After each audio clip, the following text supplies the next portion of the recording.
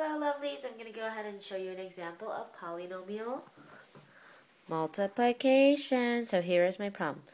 3x squared minus 2x plus 7 times 4xy minus 3y. Now here, look here.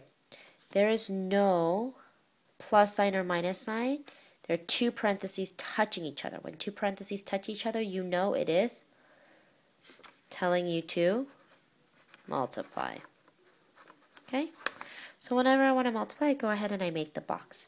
I personally like to take the one that's shorter, the term that's shorter, and make that on the side.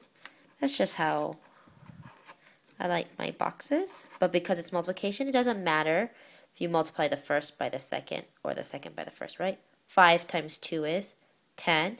2 times 5 is also 10. So the order doesn't matter. I'm going to go ahead and put those on the side. And then the other one I'm going to put on top of the box. Okay. All right. Okay. So since there are two terms here and 3 here, I should have a total of 6 because 2 times 3 is 6. So 6 boxes. Now how do we fill them in? Just go ahead and multiply. What's 3 times 4? 12. We have x squared times x. Remember the bases are the same, so you just add the exponents. You have x, which is x to the third, and the y. Okay? Then what's 3 times negative 3? Negative 9. X squared times y. 4 times negative 2, negative 8. X times x, x squared times y. Minus 3y times minus 2x.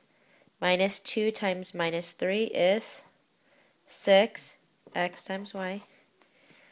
The 7 times the 4 is 28xy. Then 7 times the negative 3, which is minus 21y. Are we done? No, not yet. Because a box is a tool to help us, but it doesn't mean it just gives us the answer on its own. We have to now go ahead and combine like terms. After we multiply and fill out the box, we have to go ahead and combine like terms. So let's go ahead and see where the like terms are. Just a little note. You always will see in order, number, then letters in alphabetical order. Okay? So x comes before y, so that's why you write it. Okay, let's see this. Is there anything with x to the third times y? No. So there's nothing. Let's see, this one is x squared y, and this one is also x squared y. So those two I need to add together. This one is xy.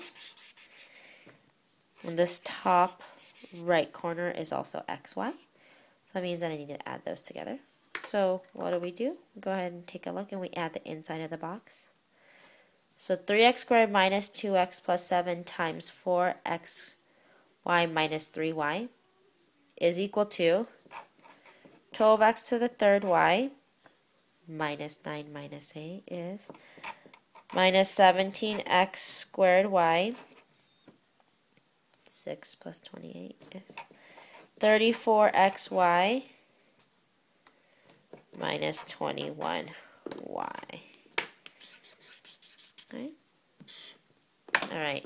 So there is the product as in the multiplication, the product of these two polynomials. Here's the thing. I always like to take a look and ask myself, is there anything I can factor out? Is there anything I can factor out and make it even simpler? Well, look, every single one is divisible by y because they all have a y. What about a number? No, there's no number where you can multiply by each one, right? You cannot divide all of these by 2. You cannot divide them all by 3, by 4, by 5, by 6. You cannot.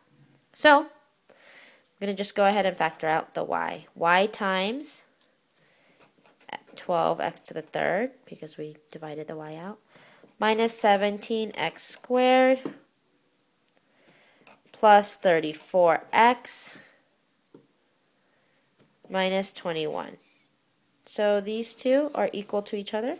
And I'm going to go ahead and say this last one is my final answer because it is in the complete factorization form. It is as simple as it can get.